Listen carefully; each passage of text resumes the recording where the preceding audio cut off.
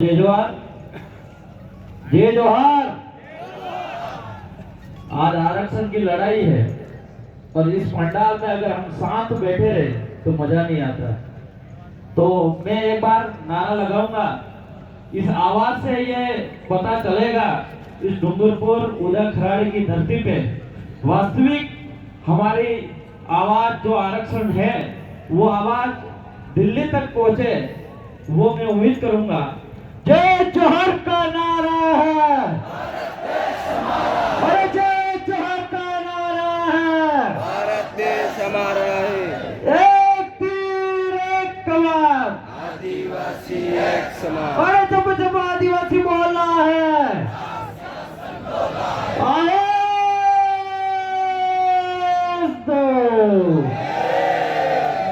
खूब खूब धन्यवाद। आज हमारे अनुसूचित क्षेत्र आरक्षण मोर्चा आरक्षण महारैली उदयखराड़ी की धरती पर यहाँ पे इस कार्यक्रम को सफल कराने वाले तमाम जो गणवीर जो आदिवासी परिवार के रात दिन मेहनत करके इस कार्यक्रम को सफल बनाया, उनको भी मैं खूब खूब इस मंच से धन्यवाद देना चाहूंगा। साथियों, मैं कुछ कम समय में निपटूंगा। आज जो हमारे आरक्षण की बात है, ये आरक्षण की जो लड़ाई है वो आरक्षण की लड़ाई सिर्फ हमारी अकेले की नहीं है, पूरे आदिवासी समाज की है। लेकिन यहाँ पे इस मंच पे मेरे से पूर्व कई वक्ता बता रहे थे कि ये विशेष कोई एक पार्टी के नाम से बनाया गया है कि उन्नत को भी आरक्षण की ये लड़ाई लड़ रहे हैं, और कुछ नेता राजनीतिक तरीके से देख रहे हैं। तो मैं उनको कहना चाह रहा हूं, आज नहीं तो कल, कल नहीं तो परसों, लेकिन आरक्षण हम लेके रहेंगे। और ये लड़ाई 2016 से, इससे पहले से हमारे पुरखे भी लड़ते आए हैं, और इसके बाद यहाँ पे जो अभी हम जिंदा है वो भी लड़ाई लड़ रहे हैं। और एक उदाहरण बताना चाहूंगा मैं, 2016 के अंदर जब सबसे पहले बिल प्रदेश विद्यार्थी मोर्चा जो बना, हमारे बीच में राजकुमार जी और कांति भाई आदिवासी भी हैं, और सबसे पहले प्रेसिडेंट में खड़ा हुआ था। और उस समय अपने ही लोग विरोध करने वाले थे कि तुम बिल मत बोलो, आदिवासी मत बोलो।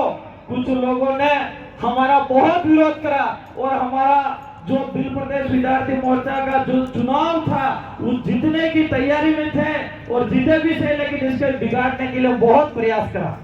लेकिन हमारे एक युवा साथी से लगा के बुजुर्गों ने रात दिन मेहनत करी, और 21 दिन के अंदर बिल प्रदेश विद्यार्थी मोर्चा उस समय जीता।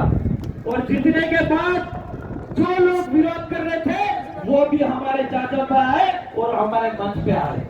वो एक आदिवासी परिवार के अंदर खुशी हुई। आज से 10 साल 20 साल पहले कोई आदिवासी कहने के लिए तैयार नहीं था, वो अब गर्व से कहता है हम आदिवासी। वो एक आदिवासी परिवार की बदौलत ताकत आई है। आज कुछ लोग आरक्षण का विरोध कर रहे हैं, लेकिन मैं कहना चाह रहा हूँ वो लोग भी हमारे साथ आए थे। आज हमारे आरक्षण की लड़ाई क्या है, हमारे इस एरिया के अंदर, ट्राइबल एरिया के अंदर जो हमारी जमीन डूब में गई है और डैम बने हुए हैं, वो डैम का पानी हमारे क्षेत्र में नहीं मिल रही है, उस आरक्षण की लड़ाई है हमारे एरिया के अंदर। जो खनिज विभाग के अंदर जो माइंस है, उस माइंस का पैसा हम लोगों को नहीं मिल पा रहा, और बाहर के लोग कमाई करके जा रहे हैं, उसके आरक्षण की लड़ाई है। साथियों, हमारे ट्राइबल एरिया के अंदर जो जमीन है जो हमारे पुरखों ने कब्जा करके रखा है और हम लोगों ने कब्जा कर रखा, अभी तक इस जमीन को हमको खातेदारी नहीं मिली है, और इसकी हमारे आरक्षण की लड़ाई है। आज तक यहाँ इस ट्राइबल एरिया के अंदर कई सारे एनजीओ संस्था आई है, और यहाँ पे हमारे युवाओं को, बेरोजगारों को नौकरी नहीं दी जाती है। उस नौकरी दिलाने की आरक्षण की लड़ाई है। ये लड़ाई हम लोग लड़ रहे हैं, लेकिन यहाँ पे कोई, मैं किसी पार्टी का नाम नहीं लेना चाहूंगा, लेकिन नेशनल 2 पार्टियां इस बात का समर्थन नहीं कर रही है। साथियों, हमारे इस एरिया के अंदर जो अच्छी शिक्षा मिल रही नीची है, वो शिक्षा हमारे इस ट्राइबल एरिया के नहीं मिल रही है, उसकी लड़ाई है। आज यहाँ पे कोई नेशनल पार्टियां ये नहीं चाहती है कि इस ट्राइबल एरिया के अंदर अच्छी शिक्षा मिलेगी तो आदिवासी समझदार हो जाएगा, बोलना सीख जाएगा, तो हम वोट कैसे लेंगे। वो नेता कभी नहीं चाहेगा कि इस एरिया के अंदर अच्छी शिक्षा होगी। ये सिर्फ हम लोग ही है जो समाज की जागम पे बैठने वाले, और जितने युवा साथी है वो ही एक समाज को सुधार की बात करते हैं और शिक्षा की बात करते हैं।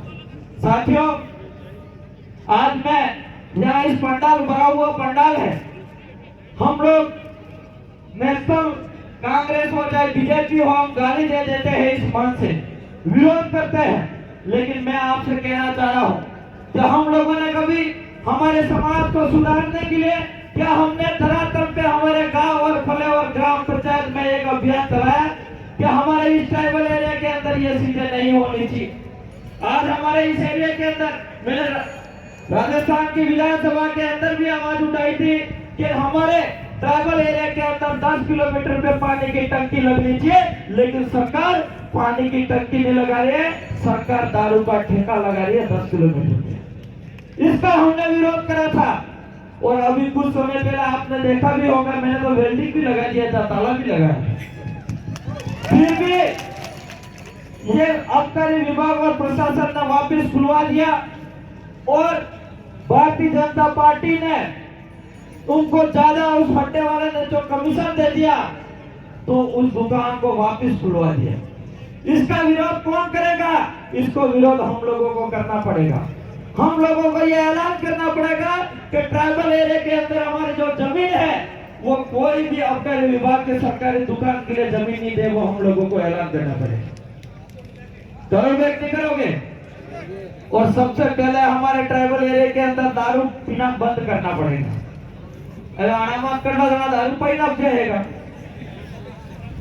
और कई लोग को मैंने ठेका बंद कराया तो मैसेज करते हैं कुछ भाई, पता नहीं कहते कि इस एमएलए के दारू के ठेके हैं नहीं ठेके, जबकि आज तक मेरा कोई ठेका नहीं है।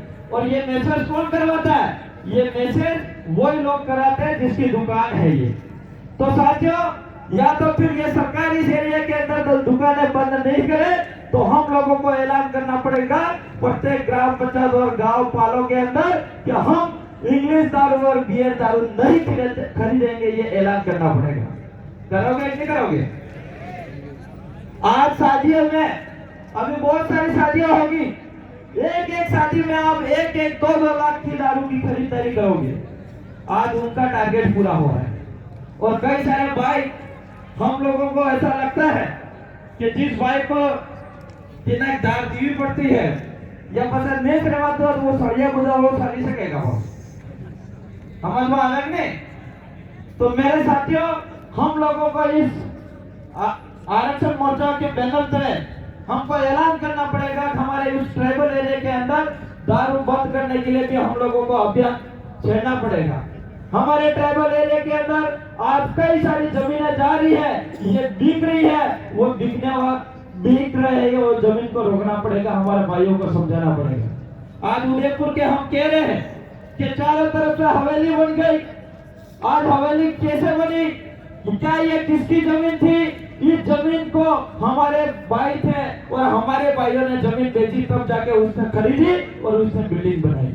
हमारे भाइयों को समझाना पड़ेगा कि आपको जमीन नहीं बेचनी होगी, अगर आपकी पीढ़ी को जिंदा रखना है तो ये जमीन मत बेचना, ये समझाना पड़ेगा।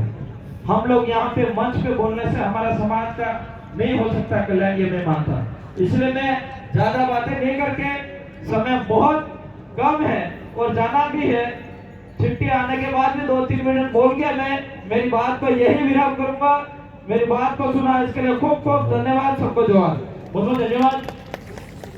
अब एक बार आप सभी साथी बैठ जाए नीचे। अब इस